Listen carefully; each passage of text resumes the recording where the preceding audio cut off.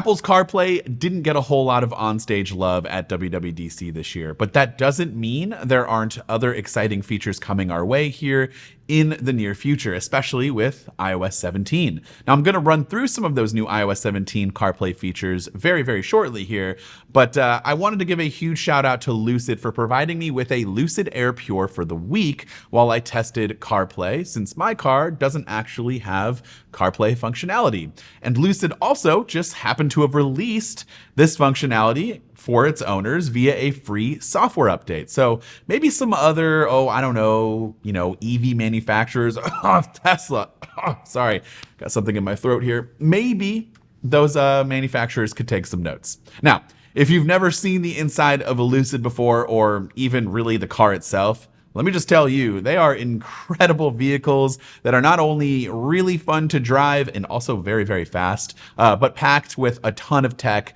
and a ton of screens. And just, if you're a huge tech nerd, you'll get into this vehicle and be amazed. And one of those many screens that you have inside the car now has Apple CarPlay, which works seamlessly. And so with that said, let's go ahead and run through some of those new features.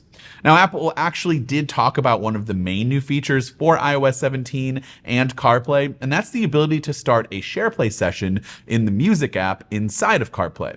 So SharePlay support in the Music app now allows all passengers in a car to control what music is actually playing from their own devices, even if they don't have an Apple Music subscription, which is really, really cool. So if you're driving along and you want to be kind of a backseat DJ and take over the music duties for your buddy who is driving, you can just tap on the SharePlay icon here in the top right corner of your screen, and then the user in the back can scan this QR code to join the session and just start adding music to the queue.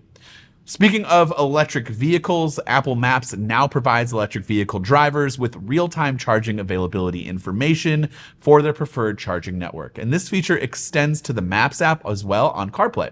So making it easy to just find any available charging location while driving and giving you all of the necessary details that you might need when you're on that road trip and looking for charging stations.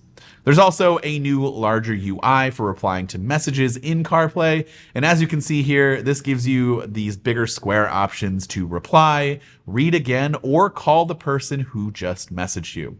And of course, we can't forget about the new wallpaper for iOS 17, and you can find this along with other wallpapers by going into the Settings app and selecting the wallpaper option. Due to the shape of this screen and some limitations with CarPlay's UI here, I think black looks best if you're a Lucid owner, but I do really like the new wallpaper that's included for this year, so it's kind of a tough thing for me to decide which one I want to use.